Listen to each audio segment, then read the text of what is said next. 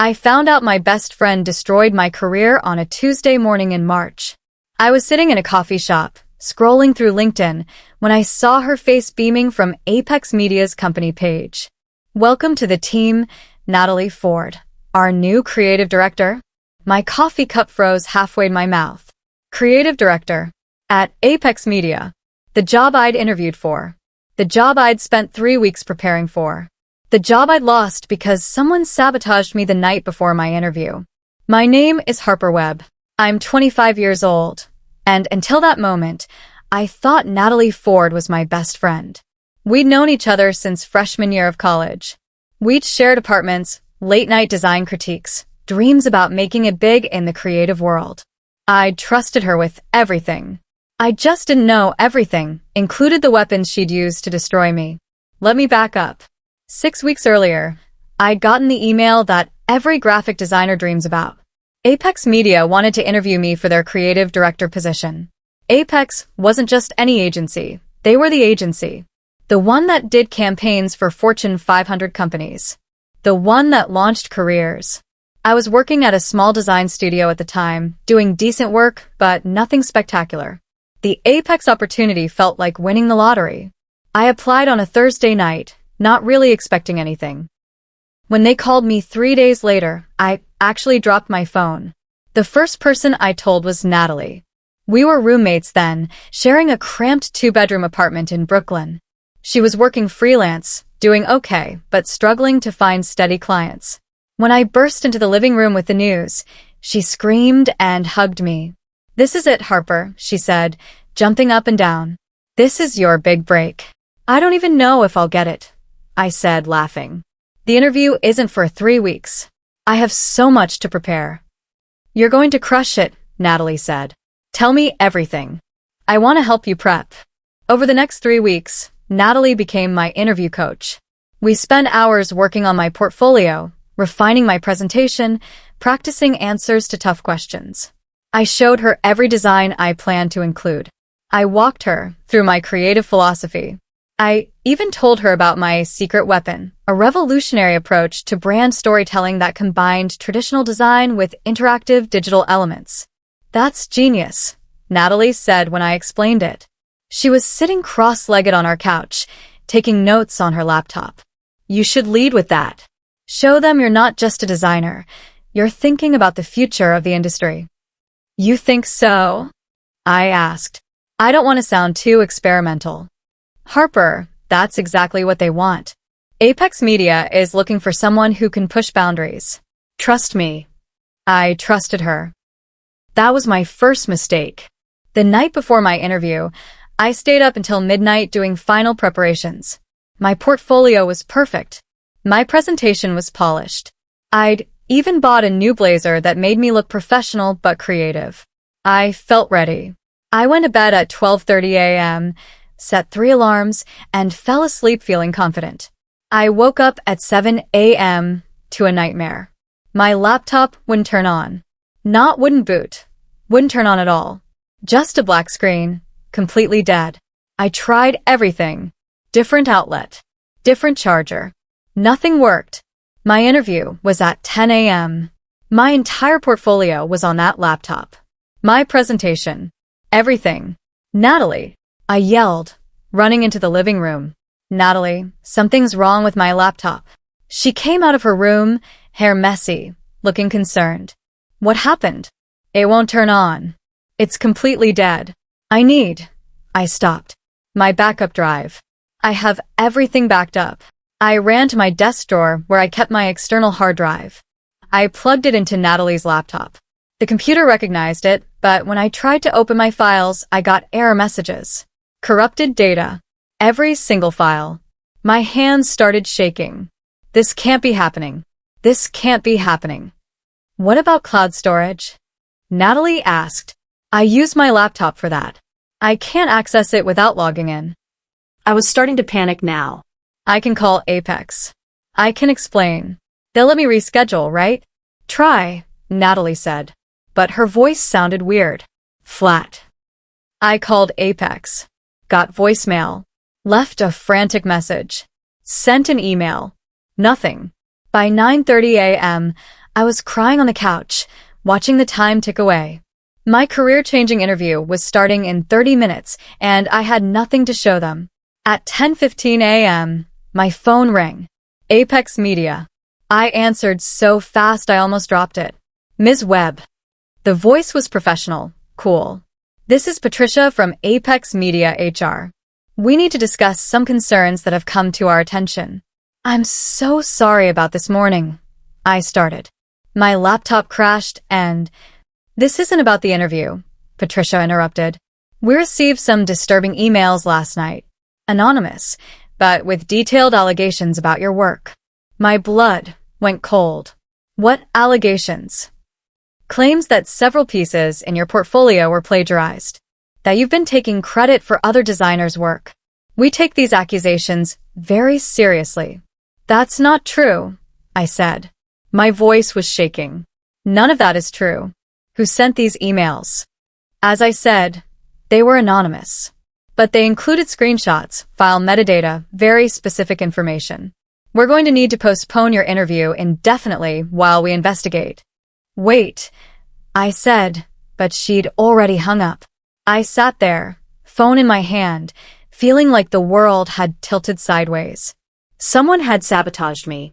Someone had sent fake evidence to Apex to destroy my chances. Someone had waited until the night before my interview to strike. I looked up at Natalie, who was standing in the kitchen doorway. Someone accused me of plagiarism. Someone sent Apex fake evidence. Her face showed surprise. Concern. But something else too. Something I couldn't quite read. Who would do that? She asked. I didn't know then. But I was about to find out. The next 2 weeks were the worst of my life. Apex never called back. I sent follow-up emails, tried to clear my name, but got nothing but automated responses. My laptop was professionally diagnosed as having suffered a catastrophic system failure, the kind that was suspiciously thorough. My backup drive had been corrupted by what the tech guy called deliberate file corruption. Someone had destroyed my career methodically and completely. I moved out of the apartment I shared with Natalie. Not because I suspected her, I didn't, not yet, but because I couldn't afford the rent without a job. I crashed with my sister in Queens and started applying for freelance work. Anything to pay the bills. Natalie and I still texted. She was supportive, sympathetic. I'm so sorry this happened to you, she wrote. You didn't deserve this. Something better will come along. I believed her. That was my second mistake. Then came that Tuesday morning in the coffee shop. That LinkedIn post. Natalie's face, smiling, professional, next to the words creative director at Apex Media. I called her immediately. She didn't answer. I called again. Voicemail. I sent a text. We need to talk. Now. 3 hours later, she finally responded. Coffee tomorrow? 2 p.m. Our usual place. I showed up at 1:45. I didn't sleep the night before. I kept replaying everything in my head, looking for signs I'd missed. Had she known about the Apex position? Had she applied too? Natalie walked in at 2:03 p.m. She looked good. Really good. New haircut, expensive-looking bag, confident walk. She looked like someone who'd just landed her dream job. She sat down across from me. Hey, Harper. Creative director at Apex Media, I said. No small talk. No pretense. Congratulations. She had the decency to look uncomfortable. Look, I wanted to tell you. When did you apply? Does it matter? When did you apply? She sighed. The same day you did. I saw the posting on LinkedIn before you mentioned it. I didn't tell you, because I didn't want to make things weird. I felt something cold spread through my chest. You let me tell you everything. My portfolio strategy. My creative approach. That interactive storytelling concept I'd been developing for months. Harper, did you sabotage me? The question hung in the air between us. For a long moment, Natalie didn't answer. She just looked at me with an expression I'd never seen before. Hard. Calculating. I did what I had to do, she finally said. I couldn't breathe. What? You heard me. Natalie's voice was calm. Too calm. I needed that job, Harper. I've been freelancing for 2 years, barely making rent. You already had a steady position. I had nothing. So, you destroyed my laptop? Corrupted my backup drive? Sent fake plagiarism accusations. I sent emails with concerns. I included some screenshots of design trends we'd both been following. I pointed out similarities. I didn't lie, I just asked questions. And yes, I may have helped your technology have some issues. You left your laptop open all the time. It wasn't hard. I stood up. The room was spinning. You're my best friend. We've known each other for 7 years. And in 7 years, I've watched you get every opportunity while I struggled. You got the internship at Morrison. You got hired full-time. You got interviews at top agencies. You know what I got? Rejection emails. So when we both applied for the same job, I decided to level the playing field. By cheating. By being smart, Natalie said. And it worked. I got the job. I presented your interactive storytelling concept as something I'd been developing, and they loved it. I'm exactly where I should be. I grabbed my bag.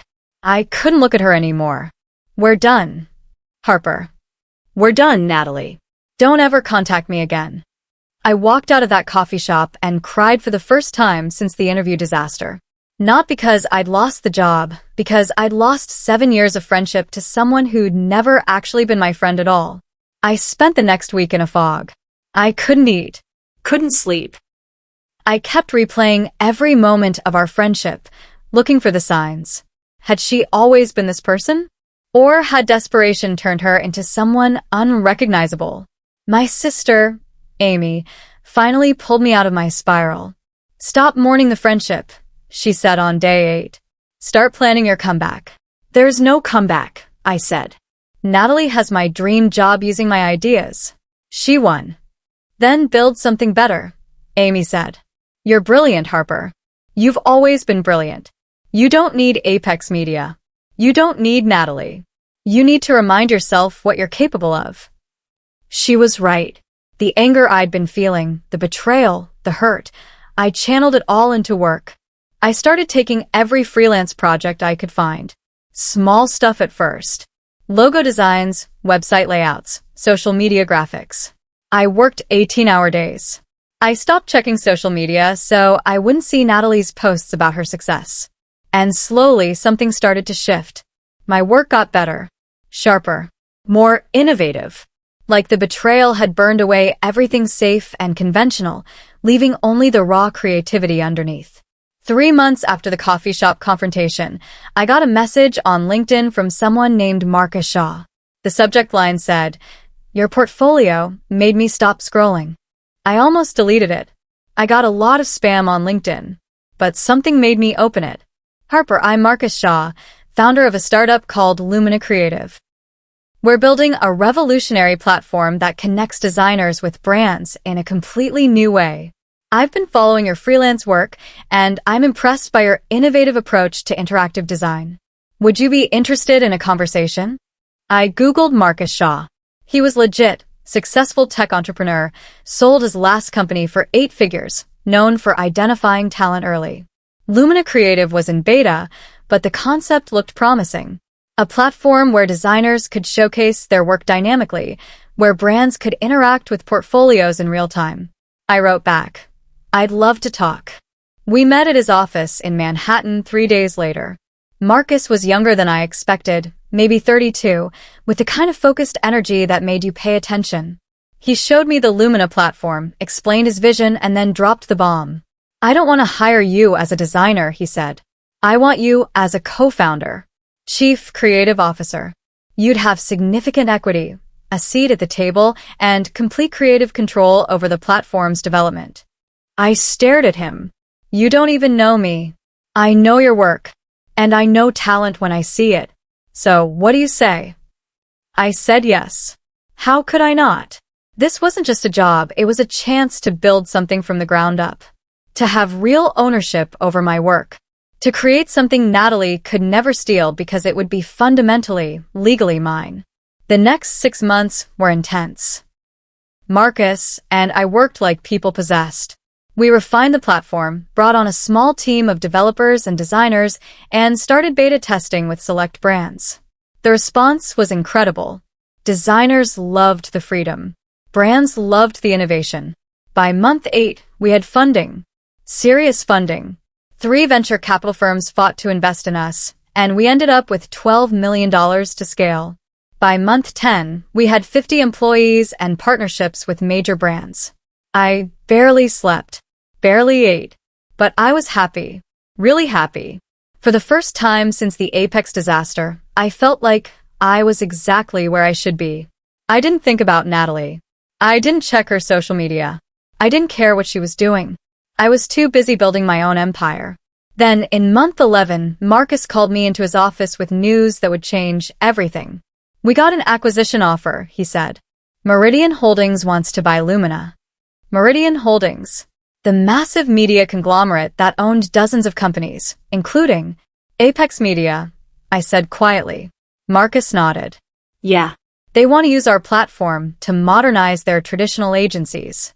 It's a huge opportunity. $50 million, plus we'd maintain operational control." I negotiated that our leadership team would oversee creative operations across all their properties. I sat down. That means you'd be a VP-level executive with direct oversight of Apex Media's creative department, Marcus said. You'd be managing their restructuring, including their current creative director, Natalie. I'd be Natalie's boss. I should have felt triumphant. Instead, I felt nauseous. "Marcus, there's something I need to tell you." I explained everything. The sabotage. The betrayal. The fact that Natalie was currently working at Apex using ideas she'd stolen from me. Marcus listened without interrupting. When I finished, he leaned back in his chair. "So your former best friend destroyed your career to get a job, and now you're going to be her boss?" "Yes. And you're wondering if you can handle that professionally?" "I don't know," I admitted. "Part of me wants to fire her immediately. Part of me wants nothing to do with any of this." Marcus was quiet for a moment. "Harper, I've watched you build Lumina from nothing. You've never let personal feelings compromise your professional judgment. You've never taken shortcuts or betrayed anyone's trust. That's why you're here. That's why you're successful. Whatever you decide to do with Natalie, I trust you'll do the right thing. What if the right thing is walking away? Is it?" I thought about it. Really thought about it. Walking away meant letting Natalie win. It meant running from confrontation. It meant giving up an incredible opportunity because I was afraid of facing someone who'd hurt me. "No," I said finally. "The right thing is moving forward. The right thing is showing her that success isn't about sabotaging others. It's about building something real." Marcus smiled. "Then let's do this." The acquisition closed 30 days later. I became VP of Creative Operations for Meridian Holdings with direct oversight of 3 agencies, including Apex Media. My first day was scheduled for Monday, October 7th. I had 1 week to prepare for the meeting I'd been unconsciously planning for 11 months. I didn't tell anyone at Apex I was coming. Marcus handled the announcement through corporate channels, a standard email about organizational changes and new leadership. My name was mentioned as Harper Webb, VP of Creative Operations, but no photo, no background, nothing that would tip Natalie off. The night before my first day, I couldn't sleep. I kept rehearsing what I'd say when I saw her. Would she apologize?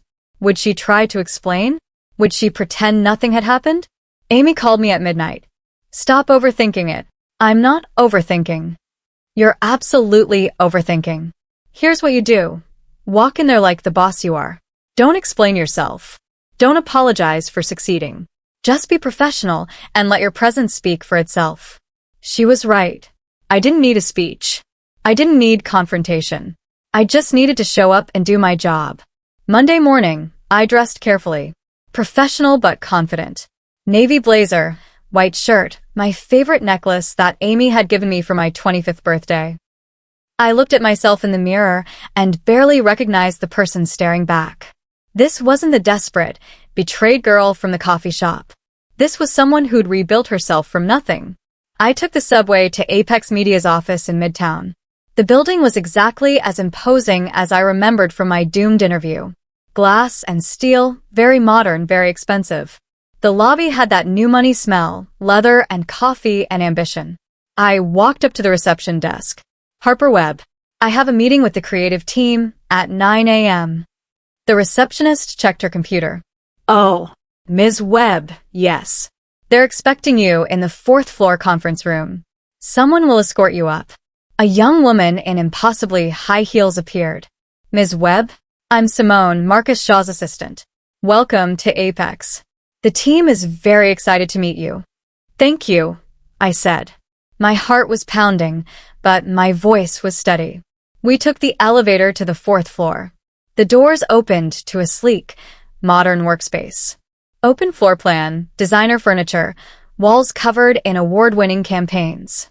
This was what I dreamed about 11 months ago. The conference room is just through here, Simone said. The conference room had glass walls, so I could see inside before entering. About 15 people were gathered around the table. I scanned the faces and found her immediately. Natalie, sitting at the far end, looking confident and polished. She was talking to someone, laughing, completely unaware that her world was about to shift. Simone opened the door. Everyone, this is Harper Webb, your new VP of Creative Operations. The room stood up. Polite smiles. Welcoming nods. And then Natalie looked up. I watched the color drain from her face. Her smile froze. Her eyes went wide. For a moment, she looked exactly like I must have looked when I saw that LinkedIn post. Shocked, betrayed, disbelieving. Good morning, I said to the room. My voice was calm. Professional. I'm thrilled to be here.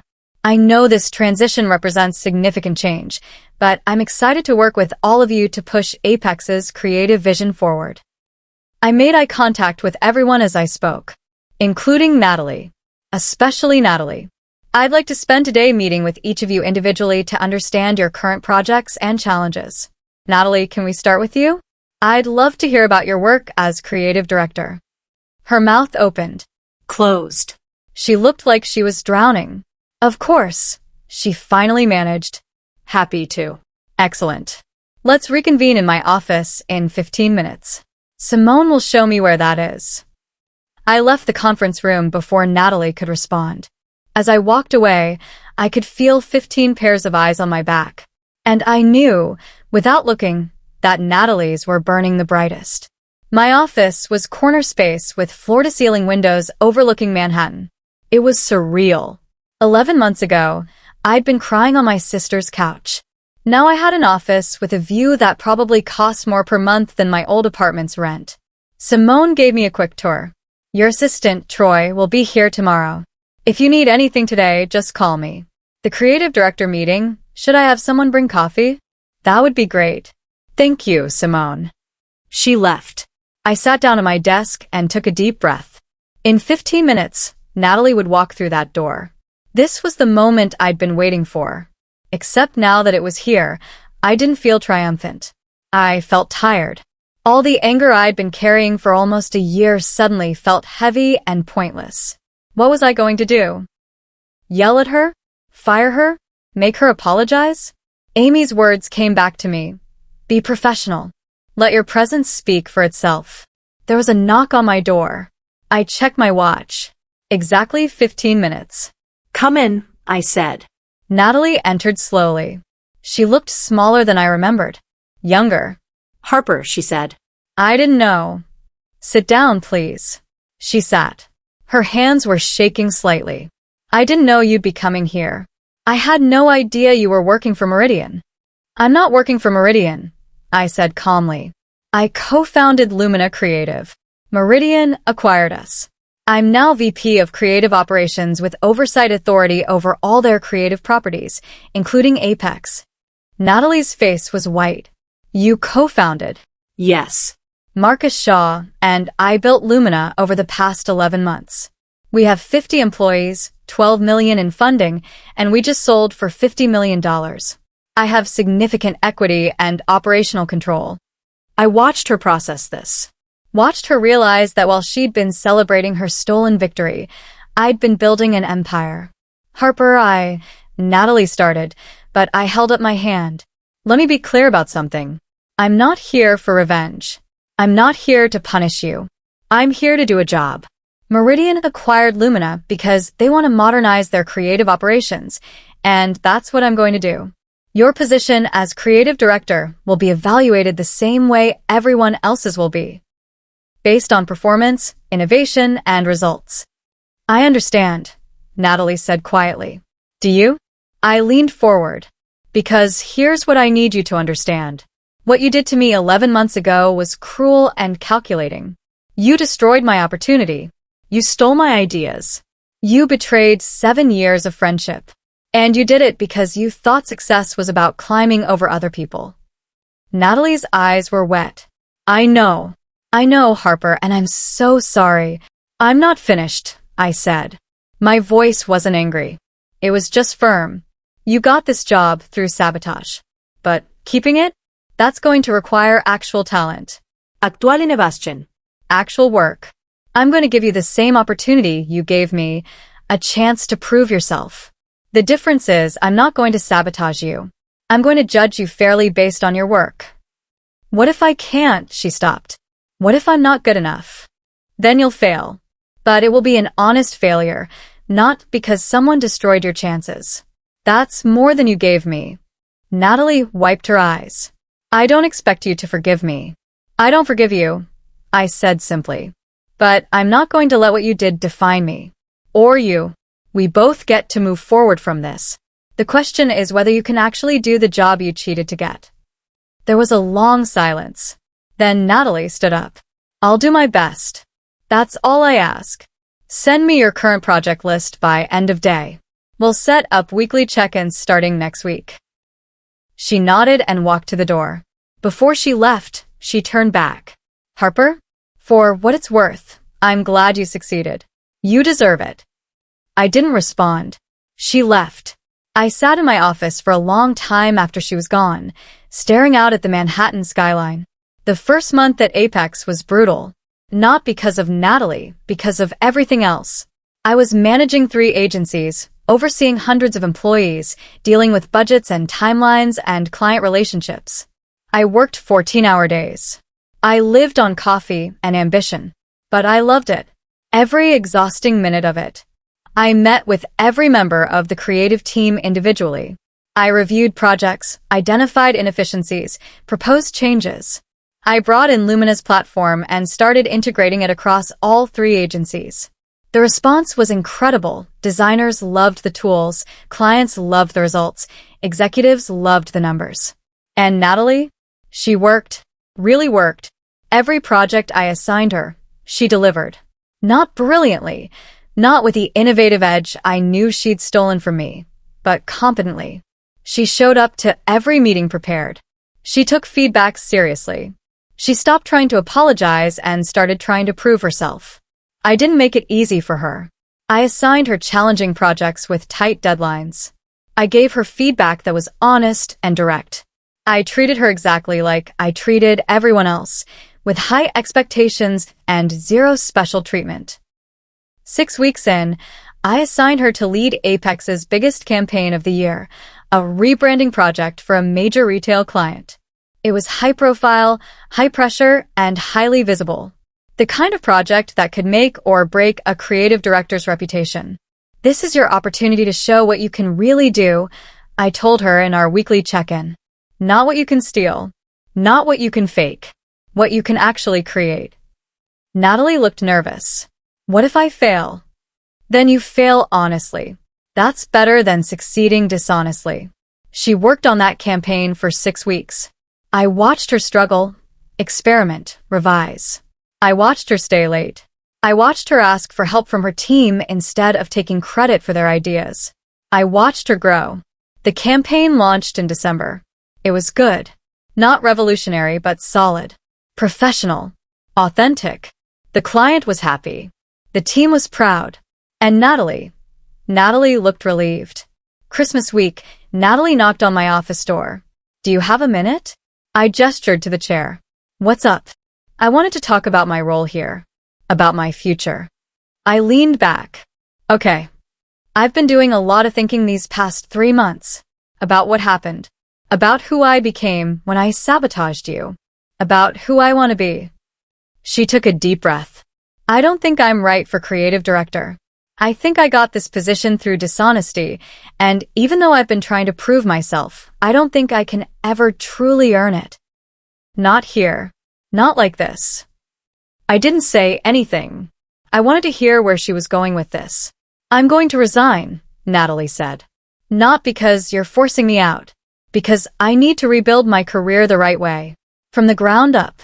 With honesty. Where will you go? I asked. I don't know yet. Maybe freelance like I was before. Maybe find a junior position somewhere. Somewhere I can actually learn instead of faking my way through. I studied her face. She looked different than she had 3 months ago. Less polished. More real. I think that's a brave decision. It's the right decision, Natalie said. I should have made it 11 months ago. Yes, I said. You should have. She stood up. Thank you for giving me a fair chance. I know you didn't have to. No, I agreed. I didn't. Natalie walked to the door, then paused. Harper? I know you said you don't forgive me, but I hope someday you might. Not for me, for you. So you can fully let go of what I did. She left before I could respond. I thought about what Natalie said for days. About forgiveness. About letting go. About whether holding on to anger was hurting me more than it was hurting her. Amy came over for New Year's Eve. We sat on my new apartment's balcony, an actual balcony in Manhattan because I could afford it now, drinking champagne and watching the city lights.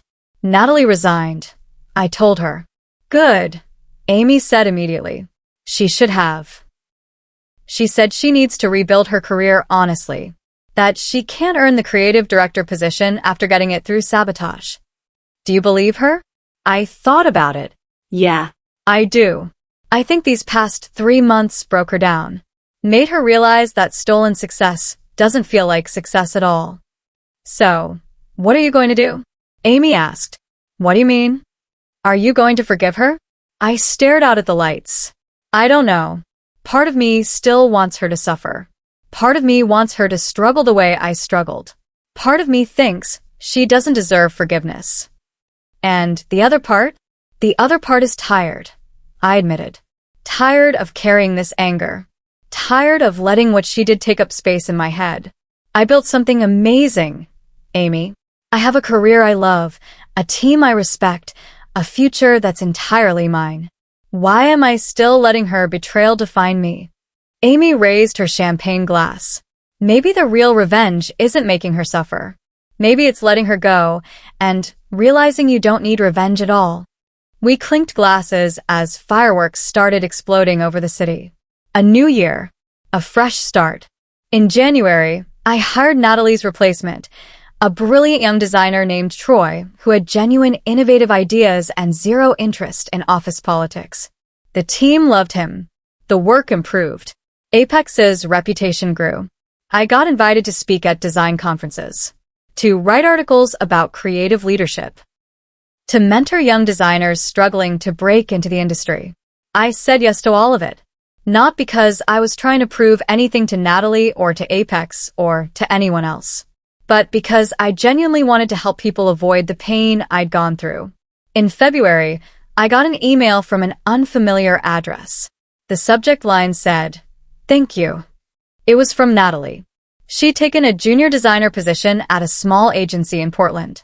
She was starting over, learning from the ground up, working under a creative director who was teaching her properly. She was happy. Genuinely happy. "I don't expect you to respond to this," she wrote. "I just wanted you to know that leaving Apex was the best decision I've ever made. I'm learning what it means to build a career with integrity. I'm learning that shortcuts don't lead anywhere worth going. I'm learning to be the person I should have been all along. Thank you for showing me what real success looks like." I read that email 3 times. Then I closed it without responding. Maybe someday I'd write back. Maybe someday I'd tell her I was glad she'd found her path. But not yet. Not today. Today I had work to do. March marked 1 year since the coffee shop confrontation. 1 year since I'd learned my best friend had destroyed my career. 1 year since my life had fallen apart. I took the afternoon off and went to that same coffee shop. Sat at the same table. Ordered the same drink. But everything was different. A year ago, I'd been broken. Betrayed. Desperate. Now I was VP of Creative Operations for a major media conglomerate. I had equity in a successful company. I had a team that respected me. I had a career I'd built with my own hands. Natalie had tried to destroy me. Instead, she'd freed me. Freed me from the illusion that I needed Apex Media or any single opportunity to succeed. Freed me from the fear that my career was fragile. Freed me from believing that my value was determined by gatekeepers who could arbitrarily give or take away opportunities. I pulled out my phone and opened Natalie's email. I hit reply. Natalie, I wrote. I'm glad you're finding your way.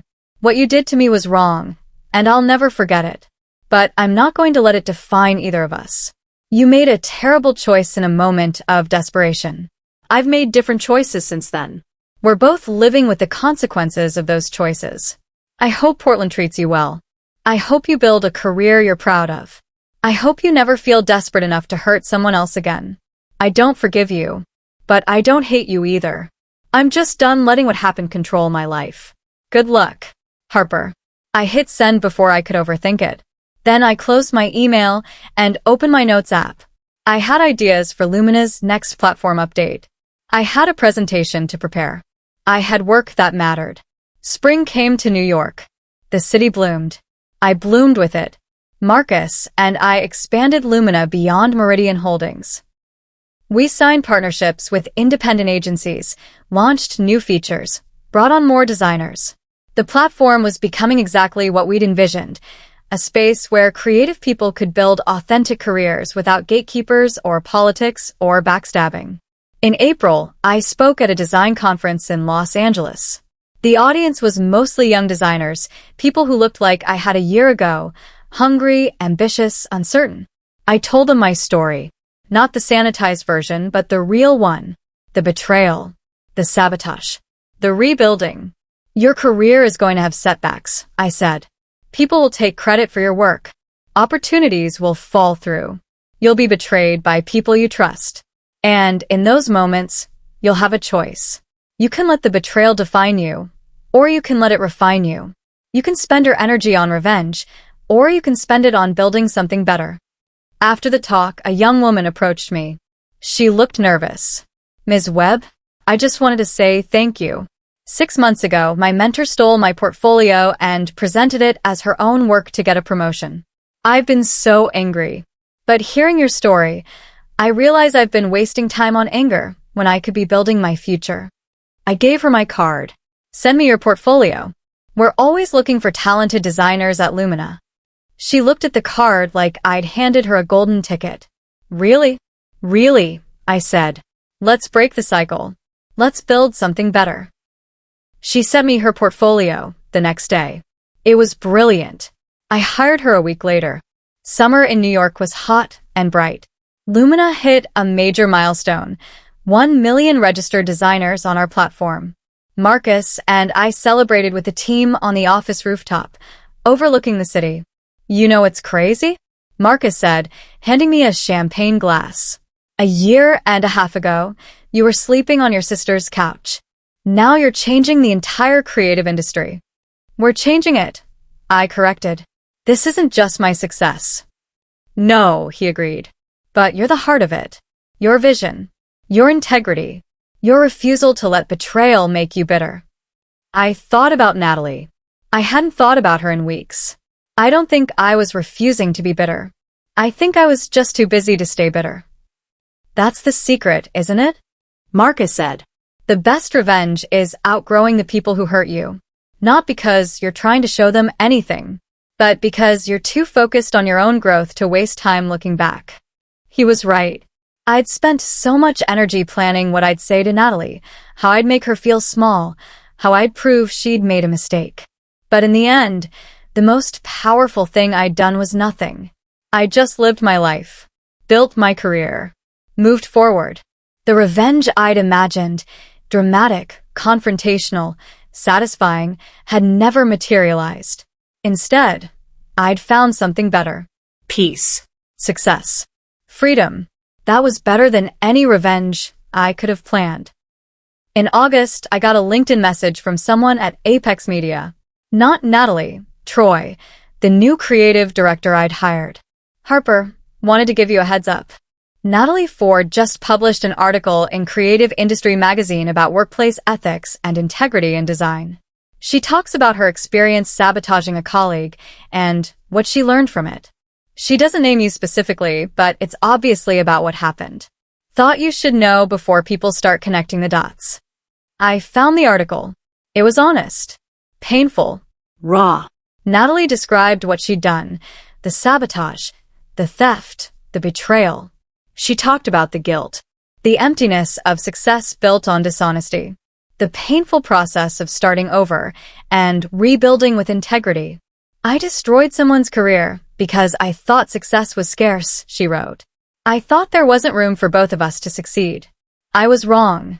Success isn't a limited resource that we have to fight over. It's something we build. And when we build it honestly, there's enough for everyone. To the person I hurt, I know you'll probably never see this. I know you've moved on to bigger and better things. But I'm sorry. I'm working every day to be better than the person who hurt you. I'm working to build a career I can actually be proud of. I closed the article. Part of me wanted to be angry that she'd made our private pain public. But mostly I just felt nothing. It was her story to tell. Her lesson to learn. Her journey. Mine was already taking me somewhere else. It's October now. Almost 2 years since the sabotage. I'm sitting in my office at Lumina headquarters, our own building now, not shared space with Meridian. We've grown beyond anything I imagined that day in Marcus's office when he first pitched his vision.